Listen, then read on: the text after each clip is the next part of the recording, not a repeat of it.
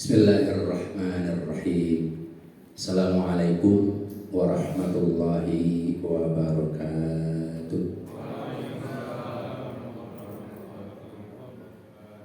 Innal hamdalillah nahmaduhu wa nasta'inuhu wa nastaghfiruh wa na'udzu billahi min shururi anfusina wa min sayyiati a'malina may yahdihillahu fala mudilla lahu wa may yudlilhu fala hadiya lahu. Asyhadu an la ilaha illallah wahdahu la syarika lah wa asyhadu anna Muhammadan abduhu wa rasuluhu la nabiyya ba'da alladzi khassahu bis-syafa'ah. Allahumma shalli wa sallim wa barik ala hadzal nabiyil karim sayyidina Muhammadin wa ala alihi wa ashabihi wa man tabi'ahum bi ihsanin ila yaumiddin, amma ba'd. Bapak-bapak dan jamaah sekalian yang saya hormati, yang semoga selalu berada dalam rahmat dan ridha Allah Subhanahu wa taala. Kita bersyukur kepada Allah pada satu malam Ahad ini diberikan kemudahan untuk melaksanakan sholat maghrib berjamaah dan sekaligus melanjutkan kajian kita, taklim tematik fikih prioritas, dan saya ingin sampaikan tentang akidah dan akhlak. Oleh karena itu, sebelum kita mulai kajian kita pada malam hari ini, seperti biasa mari kita buka dengan bersama-sama membaca ummul kitab Al-Fatihah. A'udzu billahi minasyaitonir rajim. Bismillahirrahmanirrahim. Alhamdulillahi rabbil alamin. Ar-Rahmanir Rahim. Maliki yaumiddin. Iyyaka na'budu wa iyyaka nasta'in. Ihdinas siratal mustaqim. Siratal ladzina an'amta 'alaihim ghairil maghdubi 'alaihim waladdallin. Amin. Semoga dengan bacaan Al-Fatihah kita, Allah senantiasa menurunkan keberkahan kepada kita dan juga senantiasa memberikan hidayah, petunjuk, serta pertolongan bahkan perlindungan kepada kita semuanya dari segala macam keburukan-keburukan, dan terus menjaga kita untuk istiqomah di dalam kebaikan-kebaikan yang diridhoinya. Amin ya Allah ya rabbal alamin. Salawat dan salam semoga selalu dicurahkan kepada suri tauladan kita semuanya, Nabi Muhammad Rasulullah Shallallahu Alaihi Wasallam, dan para keluarganya, juga kepada para sahabatnya semua dan kepada seluruh pengikutnya sampai hari kiamat. Semoga salawat kita diijabah Allah dan kelak menjadi catatan bagi kita, sehingga kita termasuk umat Rasulullah yang dirindukan dan ditakdirkan oleh Allah Subhanahu wa taala untuk dapat berkumpul dengan baginda Rasulullah Shallallahu Alaihi Wasallam di yaumil kiamat dalam keadaan mendapatkan syafaatnya. Amin ya Allah ya rabbal alamin. Bapak-bapak dan saudaraku sekalian yang saya hormati, yang semoga selalu berada dalam lindungan Allah, tema kita pada malam hari ini adalah fitnah-fitnah yang merajalela, sehingga Nabi Musa pun kemudian berdoa. Kita akan baca 3 ayat Al-Quran di dalam surat Yunus ayat 84, 85 dan 86 yang di sini dikatakan oleh Allah Subhanahu wa taala tentang doa Nabi Musa yang berkaitan dengan meminta perlindungan kepada Allah dari segala fitnah-fitnah. Allah berfirman, A'udzu billahi minasyaitonir rajim. Bismillahirrahmanirrahim. Wa qala Musa ya qaumi in kuntum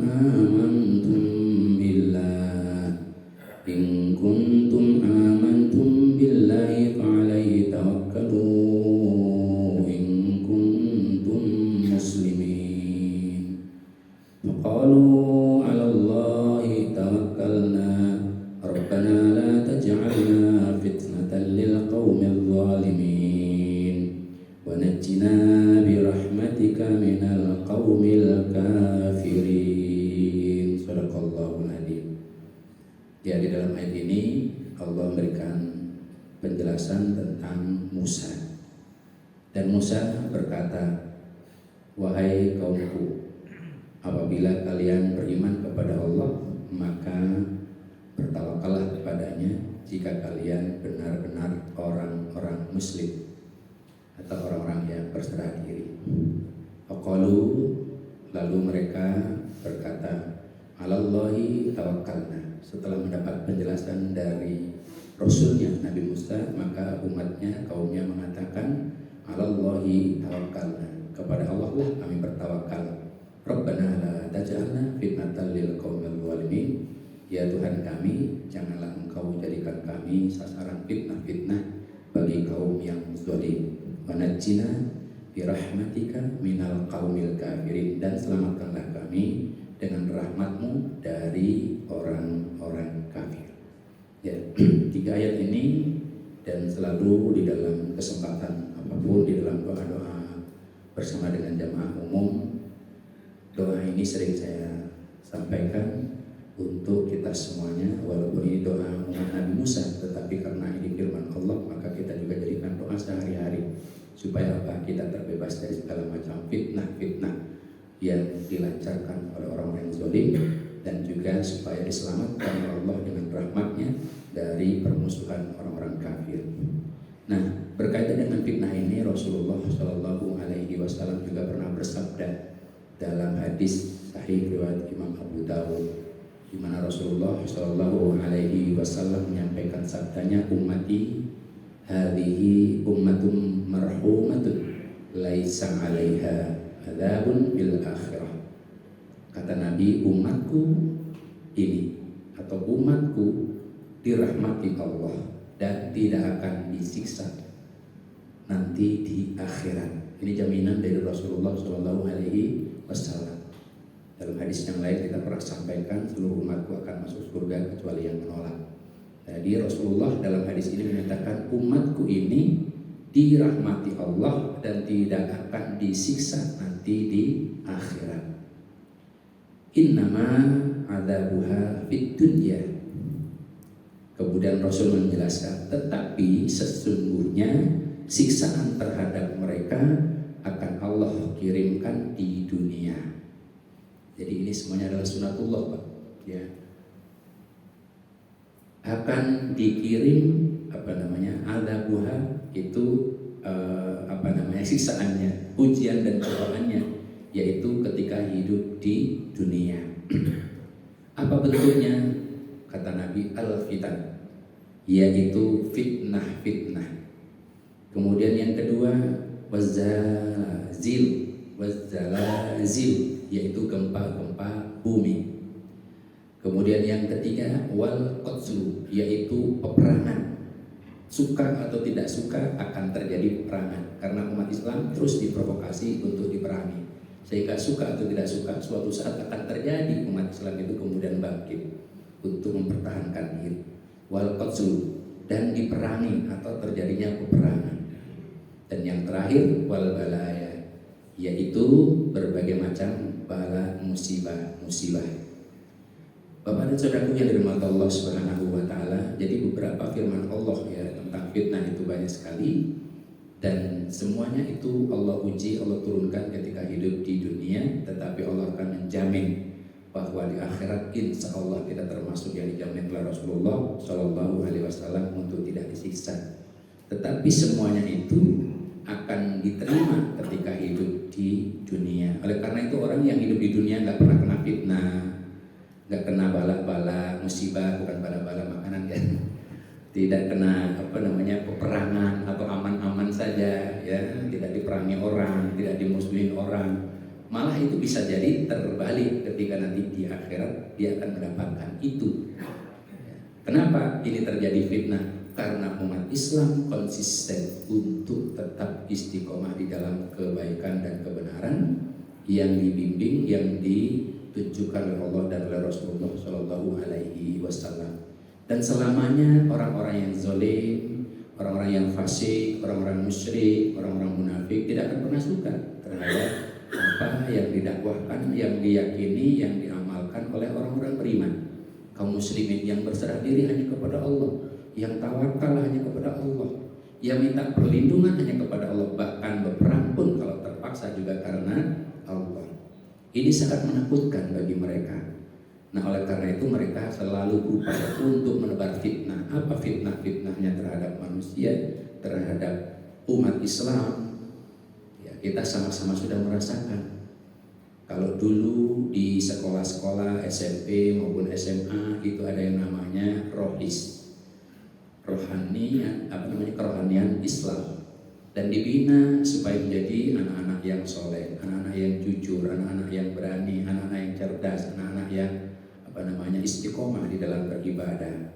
Tapi kemudian difitnah, ya, dididik untuk menjadi calon apa? Calon apa nih? Calon teroris, ya.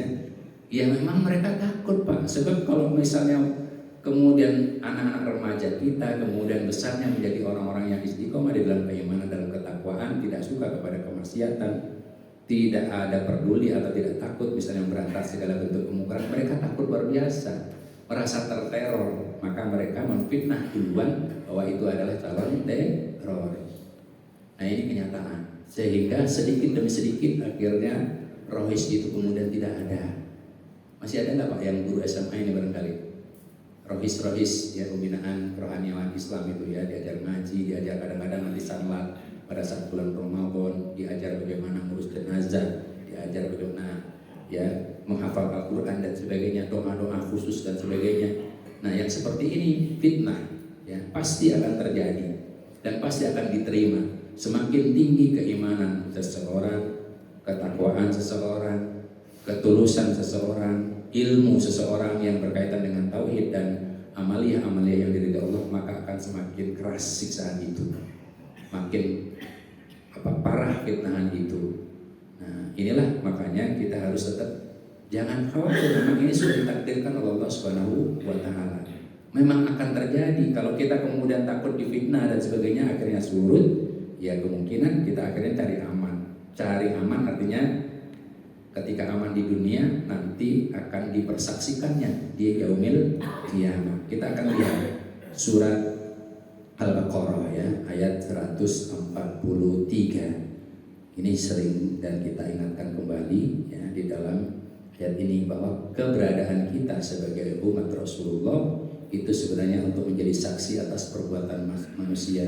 Bukan hanya menjadi saksi dalam arti untuk memelototi mereka, tetapi di sini adalah untuk menjadi orang-orang yang bernasihat, untuk menjadi orang-orang yang istilahnya itu care, ya, terhadap segala bentuk penyimpangan dan kemungkaran. Wa kadzalika ja'alnakum ummatan wasata. Dan demikianlah dan demikian pula kami telah menjadikan kalian, wahai umat Islam, menjadi umat wasata, pertengahan, pengadil. Wasit itu adalah dari bahasa Arab. Wasit artinya pengadil, yang menengahi, ya, pengadil yang menengahi. Jadi maksudnya umat Islam ini menjadi umat pertengahan, bukan pertengahan artinya kila waqala, tidak beriman dan tidak pula munafik, bukan itu. Maksudnya adalah penegak keadilan. Di sini maksudnya umat wasata, dari umat yang di tengah, yang menegakkan keadilan. Lalu apalagi? Litakunu syuhada'a 'alan nas, supaya kalian menjadi saksi atas perbuatan manusia. Menjadi saksi di sini maksudnya untuk menghukumi, yang ini menyimpang, yang ini lurus, yang ini membelot, yang ini lurus. Jadi maksudnya begitu. Yang ini sesuai dengan hukum-hukum, menegakkan hukum, maka itu yang harus diberikan reward, diberikan pujian. Yang menyimpang diberi kick, kalau perlu dikasih kartu kuning, kalau perlu dikasih kartu merah, ya. Jangan begitu, ya Pak, ya. Ini kalau menggunakan analogi perumpamaan main bola, kan begitu. Yang kasar, yang suka menyimpang, yang sengaja berbuat curang dan sebagainya, kemudian diberi kick, ya, diberikan peringatan.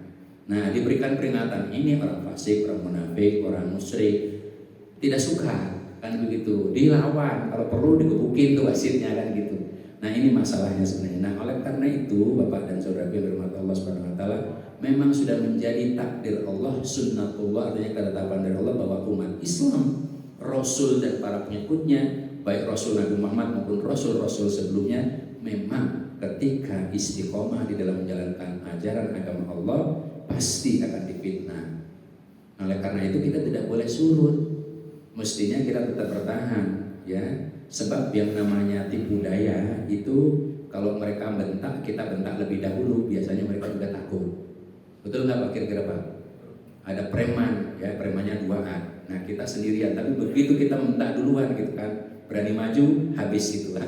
Dia nggak berani juga ternyata Pak. Apalagi kalau kita ngajak emak-emak, yang ngomong emak-emak gitu kan. Ya, mereka kadang-kadang tunduk tuh kalau sudah dengan emak-emak. Ya, ternyata emak-emaknya istrinya ternyata begitu ya. Apalagi yang begitu ya, mereka suka takut. Nah ini penting sebenarnya. Makanya kita di dalam berdakwah kadang-kadang juga perlu melibatkan emak-emak. Ya, sekarang mamanya semangat daripada bapak-bapaknya. Ya, tapi bukan berarti bapak-bapaknya nggak semangat ya Pak. Betul nggak Pak? Masih semangat kan? Masih semangat insya Allah ya. Cuman yang saya sedih kalau pengajian-pengajian umum yang datang memang emak-emaknya. Ya. Kajian tauhid, kajian akhlak, akidah, termasuk bagaimana tibu nabawi yang datang emak-emaknya. Gimana istrinya nggak, suaminya nggak diajak? Sibuk Pak. Sibuknya apa? Mancing. Sibuknya mancing ya. Tafakur mancing ya. Ya. Ternyata bermasalah, anaknya bermasalah, istrinya bermasalah, bapaknya diajak kumpul ternyata susah. Sementara kajian tauhid, kajian ruqyah, tibu nabawi, tazkiyatun nafas itu kalau bisa ya suami istri, anak dan bapak ya, istri dan suami ya Pak, itu diajak gitu kan, supaya apa? Ketika kemudian diajak tazkiyatun nafas, istighfar, mohon ampun, memperbaiki diri, berobat kepada Allah, minta kesembuhan kepada Allah, supaya apa? Bersih ya. Jadi sama-sama saling meminta maaf. Ternyata dari banyak masalah ya yang menimpa anak-anak generasi kita karena juga kedua orang tuanya tidak akur. Ya, tidak akur di sini maksudnya kadang-kadang berselisih paham, kadang-kadang saling membentak dan sebagainya. Ya, ini juga bagian dari akhlak ya yang mesti kita perbaiki. Nah, sehingga kita perlu ya dalam pengajian-pengajian kalau bisa, makanya saya sudah sering katakan ya, ngajak anak boleh nggak usah, sepanjang anaknya itu tidak memungkinkan ngompol gitu ya, silakan aja gitu ya, tidak masalah ya diajak anak. Karena anak yang biasa diajak ke masjid nanti besarnya insya Allah akan berbeda ya, walaupun kita nanti bakal dapat fitnah lagi, itu calon teroris. Diajak ngaji, menghafalkan Al-Quran, tenang aja gitu, sepanjang kita tidak berbuat teror, tidak melanggar hukum, insya Allah Allah akan selamatkan, Allah akan lindungi. Apalagi kalau biasa berdoa surat Yunus ayat 85-86 tadi. Alallahi tawakkalna Rabbana la taj'alna fitnatan lil qaumil zalimin wa najjina bi rahmatika minal qaumil kafirin. Kita bertawakal kepada Allah, minta perlindungan kepada Allah dari segala bentuk fitnah-fitnah orang yang zalim yang sudah pasti suka atau tidak suka mereka pasti akan melakukan itu. Ya, ini pemberitahuan dari Allah, dari Rasulullah Shallallahu Alaihi Wasallam. Jadi fitnah itu pasti akan terjadi, ya, akan diterima oleh orang-orang yang istiqomah di dalam keimanan, istiqomah di dalam ketakwaan, istiqomah di dalam beramal soleh, istiqomah di dalam perjuangan menegakkan kebenaran, ya, membela kebenaran, mengikuti kebenaran. Termasuk tadi, walaupun kita sembunyi-sembunyi dengan banyak menghafal Al-Quran dan sebagainya, tetap akan difitnah. Ya. Dan oleh karena itu kita nggak perlu kemudian minder, nggak perlu juga kita surut, ya, nggak perlu juga kita kemudian akhirnya nervous. Ya, semakin fitnah kita semakin kuat. Dan bagaimana memperkuat supaya fitnahnya itu kemudian balik arah ya kepada mereka sendiri, maka umat Islam harus bersatu. Karena termasuk fitnah adalah perpecah belahan. Ya, itu juga fitnah. Fitnah itu maksudnya ujian, cobaan, tantangan, hambatan. Termasuk diantara fitnah adalah perpecah belahan. Jangan sampai diperuncing. Ini kita sedih. Ya, makanya saya dari sejak 2016, 2018 sampai sekarang ini pengennya keliling. Keliling itu maksudnya untuk apa? Untuk tadi mendatangi ulama-ulama muda, ulama-ulama sepuh, senior dimanapun DKM, untuk apa? Menyadarkan masalah ini. Jangan sampai kita mudah dihasut. Ya, bisa jadi nanti pernah mendengar nama saya orangnya radikal, ya, kemudian mantan teroris gitu kan misalnya gitu ya, sehingga belum pernah ketemu orangnya, belum pernah dengar kajiannya, sudah memagari duluan. Ya, yang parah misalnya kalau sesama ustadz kemudian saling ngeblok nomornya diblok, dihubungi pribadi nggak nyambung. Ya ini bingung nih, diundang untuk acara-acara khusus, acara makan bersama, ngopi bareng, ngobrol bareng, nggak nyambung. Ya minta nomornya ternyata sama.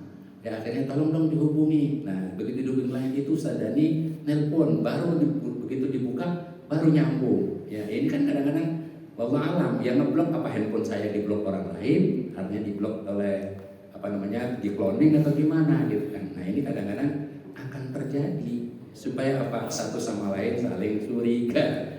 Nah kita nggak boleh seperti itu. Makanya pesan ulama-ulama sepuh, kalau Kiai Haji Khairul Yunus almarhum Allah yarham dulu, itu semangat banget gitu ya untuk mengingatkan masalah-masalah seperti ini. Sekarang Kiai sepuh kan sudah mulai satu persatu Allah panggil ya, sudah mulai lemah. Nah kita generasi muda dan penerus, para pengurus DKM ini juga harus waspada, jangan sampai kemudian terjadilah fitnah-fitnah perpecah belahan, karena Allah tidak suka ya terjadinya perpecah belahan. Di dalam surat Al-A'raf ya, surat Al-A'raf ayatnya, surat Al-Anfal, saya bacakan atau kita buka sama-sama, surat Al-Anfal ayat 73. Ini perintah Allah juga ya, walaupun akan terjadi perpecah belahan, perselisihan 73 golongan, tapi sebenarnya kewajiban setiap muslim yang beriman adalah bagaimana berusaha untuk memperkuat ukhuwah, mempersatukan ikatan silaturahim, dan itu bagian dari perintah Allah Subhanahu wa taala. Ayat 8 berapa tadi? 73 ya. 73. Allah berfirman di dalam surat Al-Anfal ayat 73. A'udzu billahi minasyaitonir rajim. Bismillahirrahmanirrahim. Walladzina kafaru ba'duhum awliya'u ba'din illa taf'aluhu takun fitnatun fil ardi wa fasadun kabir. Dan orang-orang yang kafir, sebagian mereka melindungi sebagian yang lain. Jika kalian tidak melaksanakan apa yang telah diperintahkan Allah, yaitu saling melindungi, maksudnya kaum muslimin, orang beriman ya, tidak saling berwala, tidak saling melindungi, tidak saling menjadi aulianya, niscaya kata Allah akan terjadi kekacauan di bumi dan kerusakan yang besar. Di sini illa taf'alu takum fitnatun fil ardi, fitnatun fil ardi, yaitu kekacauan. Di antaranya terjadilah perselisihan, perpecah belahan, saling mendiamkan, dan kerusakan yang besar. Fasadun kabir. Fasad di sini maksudnya yang menyimpang itu semakin menyimpang. Tidak hanya sendiri-sendiri, berani rame-rame. Ya, sendiri-sendiri juga berani akhirnya, karena umat Islam tidak bersatu. Umat Islam saling berpecah belah. Ini sebenarnya bagian dari ayat 72-nya, yaitu ya orang-orang yang beriman dan berhijrah serta berjihad dengan harta dan jiwa pada jalan Allah, dan orang-orang yang memberikan tempat kediaman, maksudnya pertolongan ya kepada orang-orang sesama muslim yang pribumi maupun yang pendatang tetapi sama muslim, mereka itu satu sama lain saling melindungi. Dan terhadap orang yang beriman tetapi belum berhijrah, maka tidak ada kewajiban sedikit pun melindungi mereka. Tapi jika mereka meminta tolong untuk urusan pembelaan agama, maka kamu wajib menolong mereka. Nah ini masalahnya untuk pembelaan agama. Ya, walaupun belum berhijrah, artinya belum hijrah itu belum kafah ya, belum kafah, tapi dia minta tolong untuk urusan pembelaan agama, wajib untuk diberikan pertolongan. Ini masalahnya. Karena apa? Orang-orang kafir tadi berusaha untuk tetap memecah belah. Ya, sehingga perintahnya, kalau kalian wahai muslimin tidak melakukan apa yang diperintahkan Allah itu, yaitu untuk saling melindungi, saling menguatkan, saling membela, maka akan terjadi fitnah. Dan fitnah ini merajalela, sehingga orang-orang yang baik kemudian jadi pesakitan. Orang-orang yang mendakwahkan ajaran agama kemudian dituduh yang macam-macam. Inilah fitnah tadi yang pertama. Jadi umat Rasulullah itu pasti akan difitnah. Rasulullah saja yang begitu jujurnya, yang begitu indah akhlaknya, perkataannya, perbuatannya, itu juga tidak pernah lepas dari fitnah-fitnah yang tadinya ketika belum mendakwahkan la ilaha illallah Muhammadar Rasulullah, itu semuanya dipercayai, dituruti. Tapi begitu sudah mulai menegakkan tauhid, memberantas segala bentuk kemungkaran, kemaksiatan, tradisi-tradisi jahiliyah, kesyirikan dan sebagainya, mereka merasa terteror, sehingga Nabi Muhammad dimusuhi, sehingga Nabi Muhammad diancam untuk ditangkap, sehingga Nabi Muhammad kemudian mau dibunuh dengan mau ditimpakan batu dari atas gedung dan lain sebagainya. Itu sudah sunatullah dari seluruh nabi-nabi seperti itu. Bahkan nabi-nabi terdahulu ada yang dibunuh, digergaji, dibelah ya. Nah, itu sudah kenyataannya. Tetapi yakinlah bahwa apa yang disabdakan oleh Nabi itu tidak main-main, bukan janji palsu. Dirahmati Allah dan tidak akan disiksa di akhirat. Manakala ketika di dunia kemudian istiqomah di dalam kebaikan sampai mendapatkan fitnah-fitnah itu. Kemudian yang berikutnya, siksaan yang akan ditimpa oleh umat Rasulullah yang tawakal, yang terus berbuat kebaikan, akan menerima bencana berupa gempa bumi. Ya, masalahnya apa? Ketika bumi ini kemudian sudah merasa gatal di punggungnya karena banyak kutunya, kutu ya, manusia ya yang buruk gitu ya, banyak tikus gotnya kan gitu ya. Jadi sehingga merasa gatal bumi ini.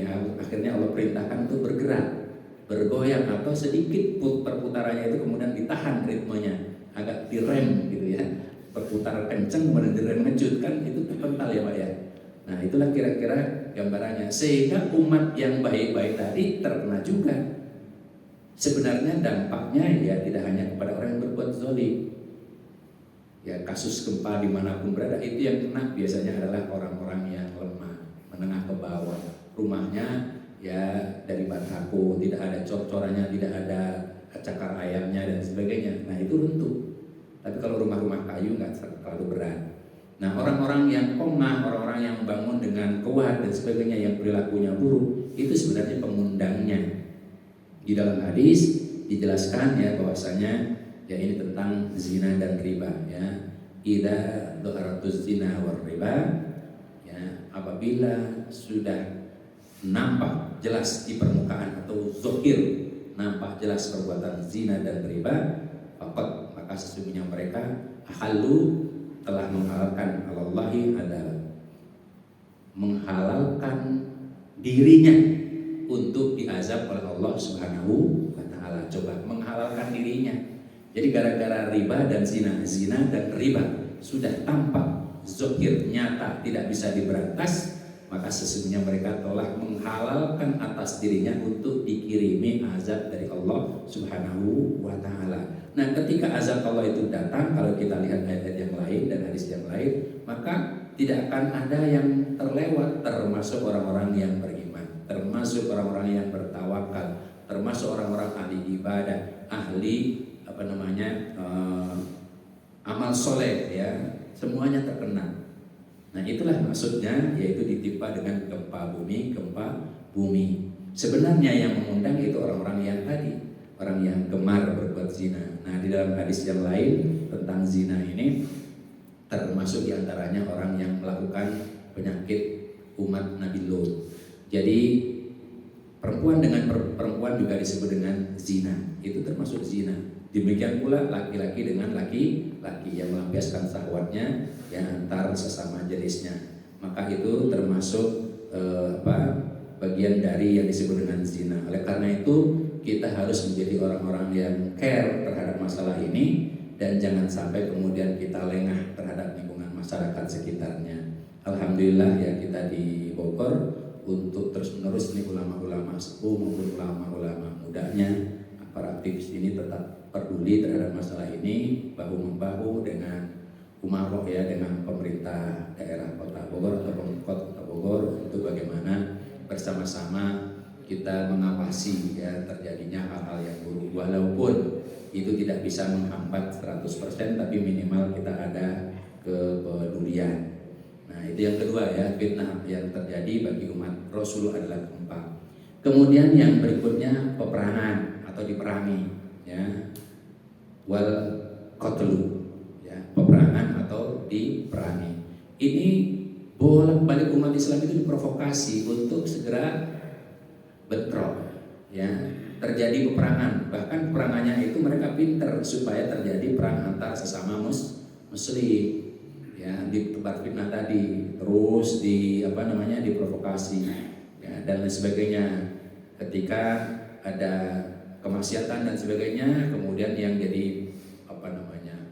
menjadi pembela kemaksiatan itu ternyata sesama muslim, kan repot ya Pak ya, yang model-model begini. Jadi susah juga. Nah, itulah sebenarnya bentuk-bentuk fitnah sekaligus provokasi terjadinya peperangan. Nah, suatu saat, apalagi Rasul pernah menjelaskan, suatu saat umat Islam itu akan berperang, suka atau tidak suka, dengan orang yang hidungnya pesek, ya, mukanya bulat gitu, tebal gitu ya, mungkin muka tembok maksudnya kali ya, dan matanya sipit. Nah, ini wallahu alam ya, ini Rasul sudah hadisnya sahih, akan terjadi seperti itu. Suka atau tidak suka bakal terjadi, walaupun kita berusaha untuk tetap menghindar, ya, menghindar supaya itu tidak terjadi. Jangan sampai terjadi tapi umat Islam bisa menang. Bagaimana caranya? Kalau tidak ingin terjadi itu, maka umat Islam harus bersatu, ya, tidak boleh saling menafikan. Ada orang yang berjuang, ya, secara lembut, tidak apa-apa, itu saudara kita. Ada yang berjuang secara tegas, nggak apa-apa, itu juga saudara kita. Ya, ibarat hidup ini adalah perlu kadang-kadang yang pahit-pahit, perlu juga yang pedas-pedas, betul nggak ya Pak? Ada yang hobinya pedas kan Pak? Ya, hobinya pedas-pedas, kalau nggak pedas nggak enak, ya. Ada yang hobinya agak asin-asin gitu ya. Ada yang hobinya manis, nggak doyan sambal, ya. Jadi begitu. Ada yang doyannya ginseng dan jahe, ya, misalnya gitu ya, jahe dan ginseng diaduk, dioplos, walaupun juga nanti kemudian harus dicampur dengan madu. Itu kan bagian dari sunatullah juga. Umat Islam itu ada yang lunak, ada yang keras, ada yang tegas, jelas, tapi juga ada yang istilahnya moderat. Ya, kita harus saling menguatkan tadi, jangan justru saling memfitnah. Wah, itu mah bukan ajaran Rasul, nggak bisa begitu. Rasul juga tegas. Pernah kan kita sudah jelaskan ya, ketika Rasulullah kemudian memerintahkan kepada orang-orang yang mencuri unta zakat atau unta Rasulullah, ya, yang mencungkil mata penggembalanya, padahal disembuhkan oleh Rasulullah dengan kencing unta, kan begitu.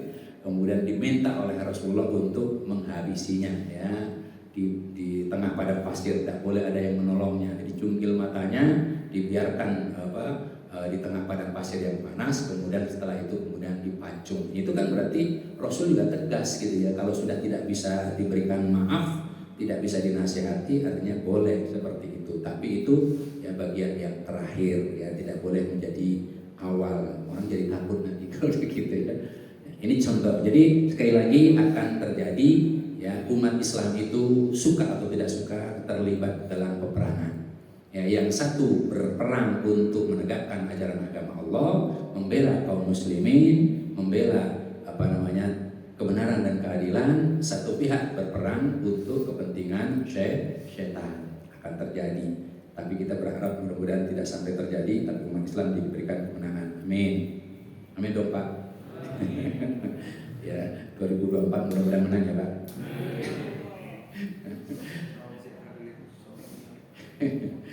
Kemudian yang terakhir fitnahnya adalah musibah-musibah. Artinya balaya. Balaya itu artinya musibah-musibah yang lain. Apa bentuknya?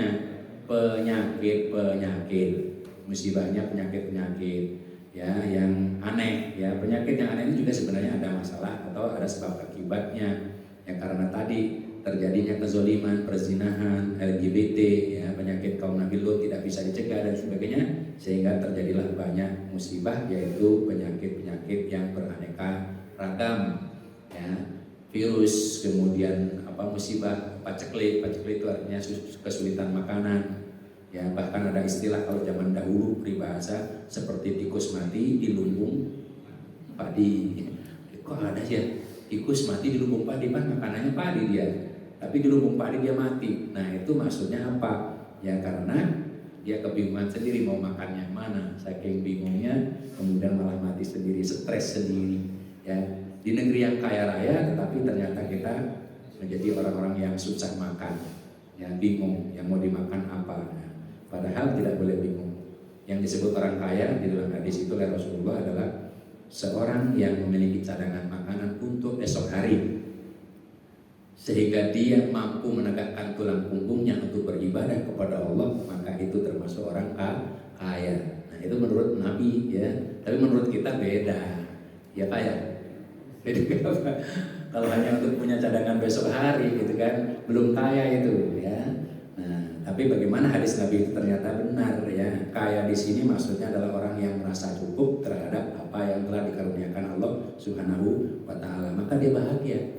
Orang kaya yang diberikan kecukupan itu tidak stres, dia akhirnya dia bahagia ya. Sementara yang disebut fakir itu gak pernah merasa cukup, sudah punya meikarta yang gagal misalnya gitu ya. Sudah punya apalagi misalnya begitu, tapi nggak merasa cukup gitu ya, semua mau digaruk, itu sebenarnya fakir ya, nggak pernah merasa cukup. Jadi yang merasa cukup dari Allah itu insya Allah orang kaya. Maka kita berdoa kepada Allah mudah-mudahan menjadi orang kaya, sehingga harta kekayaan atau apapun yang dilimpahkan Allah Subhanahu wa taala kita gunakan untuk kebaikan. Minimal adalah untuk membimbing, mendidik, menjaga anak-anak saudara-saudara kita supaya tidak tergelincir dalam perilaku-perilaku yang berbahaya. Nah, musibah-musibah ini tadi ya diantaranya penyakit-penyakit, kemudian kefakiran, ya tidak pernah cukup, resah jiwanya, kemudian jatuh bangun terhadap permasalahan, ya terutama terlibat masalah hutang piutang yang tidak beres-beres, apalagi hutangnya riba, itu naudzubillahi min dzalik, itu musibah itu. Fitnahnya seperti itu, suka atau tidak suka kata Nabi, umat Islam akan terkena riba. Kalau tidak terlibat dalam riba itu, dia akan kena asapnya yang panas itu. Nah ini bagian dari musibah juga, gara-gara ada riba. Maka hidup ini mestinya ya, kalau tadi prinsip hidupnya adalah menjadi orang kaya sesuai dengan petunjuk Nabi, apalagi kalau cukup-cukupannya 1 bulan, itu kan artinya lebih kaya ya. Gak perlu kita kemudian menunjukkan sikap tomak ya. Sikap tomak artinya kita ingin semua digaruk, itu jangan sampai terjadi. Maka kalau orang hidupnya seperti itu, insya Allah tidak terkena riba ya, tidak akan terkena bendera hutang. Di dalam hadis yang lain Rasulullah menyatakan hutang itu sesungguhnya bendera Allah di muka bumi. Apabila Allah ingin menghinakan hambanya, maka diikatkan bendera itu di lehernya, sehingga kesana kemari itu berkibar pak benderanya, hutang, hutang, hutang, hutang. Jadi diikatkan di lehernya, hutang itu maksudnya seperti itu, seperti satu bendera. Hidupnya itu gak senang kalau tidak berhutang. Nah ini bahaya besar. Ya, di dalam hadis tentang hutang, ya, ruh orang beriman akan terkatung-katung ya ketika meninggal dunia selama hutangnya di dunia belum dilunasi. Kan bahaya besar ini. Apalagi kalau riba. Kalau riba dalam ayat Al-Quran itu akan diperangi oleh Allah dan oleh Rasulullah Shallallahu Alaihi Wasallam. Ini bahaya besar. Hutang saja sudah bahaya, ya, apalagi kalau dengan riba. Maka jangan kita kemudian tertipu dengan hutang. Saya ini buka aplikasi Al-Quran Pak. Begitu nanti saya tutup balik, itu biasanya ada iklannya, itu video handphone Anda sudah berapa sudah berapa lama nilainya, ada limitnya. Begitu diklik di bawahnya limitnya ternyata boleh pinjam 40 juta.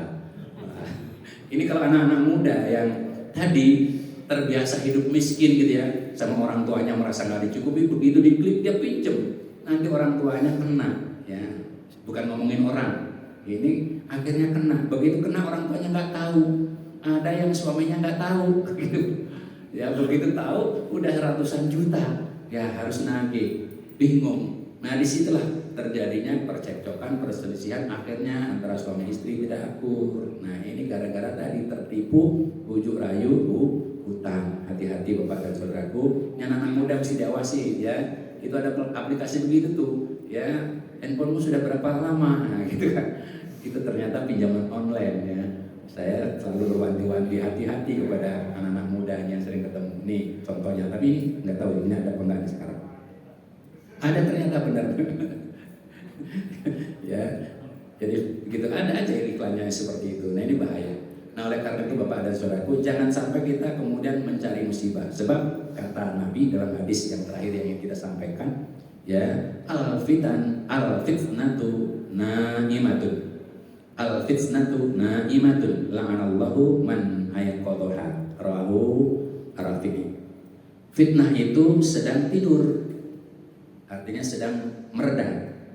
Dan laknat Allah terhadap orang yang membangkitkannya.